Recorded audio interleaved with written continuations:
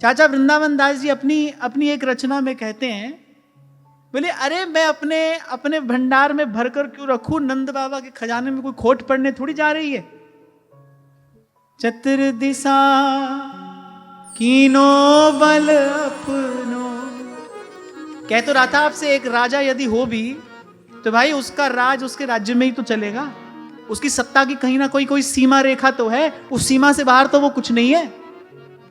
पर भगवान का भक्त कैसा है, प्रेम नगर में रहनी हमारी और चारों दिशा जगीरी में, पूरा पश्चिम उत्तर दक्षिण, अरे पूरा पश्चिम उत्तर दक्षिण छोड़ो, महाराज तो वाणी में कहते हैं जाका कहिया दरगाह चल ले, और यदि यहां कुछ कहे तो देवताओं को भी उसकी बात स्वीकार करनी पड़ती है। साधु का कहा वृथा नहीं जाए, अधिकार प्राप्त करना हो तो ऐसा प्राप्त करिए। यही बात तो ध्रुव जी की मां ने कही, बोली बेटा यदि तुझे पद ही प्राप्त करना है तो फिर परम पद प्राप्त कर, जहां से कभी पतन ना हो। इस सिंहासन से तो एक ना एक दिन मृत्यु गिरा देगी, इस सिंहासन के पाए तो बड़े दुर्बल हैं, इसे तो एक दिन मृत्यु गिरा देगी। फिर यदि तुझे प्राप्त करना है ना बेटा, फिर परम पद प्राप्त कर, जा नारायण का भजन कर। यदि अधिकार प्राप्त करना है तो फिर ऐसा अधिकार प्राप्त करिए, चतुर दिशा कीनो बल अपनो, सिर ऊपर कर तारे ओ। जब यहां वहां जाना होता था ना सत्संग के लिए, मैं कई बार बैठकर कहता था ठाकुर जी से, मैं कहता था वारे कन्हैया, हम जहां जाते हैं जिसके घर जाएं वो ये कहता है कि जे सब आपका है, किसी के भी यहां चले जाओ अगर ये सब आपका ही है। तो मुझे याद आ जाती थी कबीर जी की बात, कि चारों दिशा जगीरी में,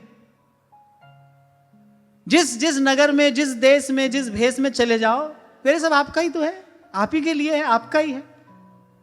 तो हमको अपनी गांठ में बोझ ढोने की आवश्यकता क्या है? जब सिर पर समर्थ स्वामी हो, चतुर दिशा कीनो बल अपनो, सिर ऊपर कर तार्यो, कृपा कटाक्ष अवलोकन कीनो, दास को दुख विदायो, दास को दुख विदायो। भोजन भी अच्छा हो और उसको पवाने वाला भी बड़ा निपुण हो तो व्यक्ति आवश्यकता से अधिक खाने को विवश हो जाता है। बड़ा अच्छा भोजन हो, अच्छा भोजन पवाना भी तो एक कला होती है। मेरे जैसा व्यक्ति तो एक बार कहे ले लो, और व्यक्ति वो कह दे कि नहीं और नहीं, तो मैं कहता हूं ठीक है भाई। पर मैंने देखा कुछ लोगों को भोजन पवाना आता है, थोड़ा और लीजिए, थोड़ा और लीजिए, तो व्यक्ति ना ना ना ना कहते कहते भी और इच्छा से अधिक खा लेता है। होता है कि नहीं ऐसा? हालांकि मैं तो इस मामले में बहुत नालायक हूं। तो ठाकुर जी की सेवा भी जब ठाकुर जी कृपा से थी पास में, तो मैं ठाकुर जी से कहता था भाई सिंगार एक से एक करा लो, सिंगार तो आप एक से एक हमसे कराओ। मेरी इच्छा होती थी कि भाई नित्य श्री जी की नई पोशाक हो, कोई ना कोई आभूषण नवीन हो, कोई ना कोई श्रृंगार में नवीनता होनी चाहिए। पर जब भोग की बात आती थी ना, तो मैं कहता भाई दाल रोटी है एक खाओ। मैंने उस और मेरी रुचि पहले से कम थी, इसलिए मुझे ना कभी पाने में रुचि थी ना कभी पवाने में बहुत रुचि थी। पर मैंने देखा है कि भोजन पवाना भी एक कला होती है। कोई व्यक्ति इतने प्रेम से पवाता है, थोड़ा ये बड़े प्रेम से बनाया है, बड़े प्रेम से बनाया है, माने वो व्यक्ति जो है वो पेट भी भर जाता है, उसका मन भी भर जाता है। ऐसे ही हमारे ठाकुर जी भी हैं।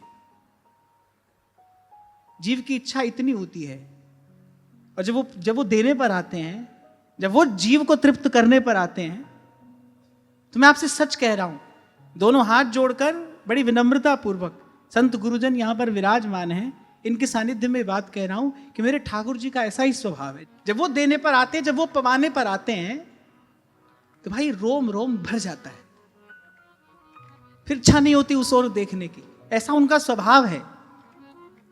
विभीषण जी तो केवल चरणों की ओट लेने के लिए आए थे, और आते ही अभय पद दे विभीषण को किया लंकेश पल भर में उसी के हाथ है, मेरी नाव तो किस बात की चिंता। इसलिए कह रहा हूं बड़े कौतुकी है भगवान, वो पता नहीं कब किससे क्या करा लें।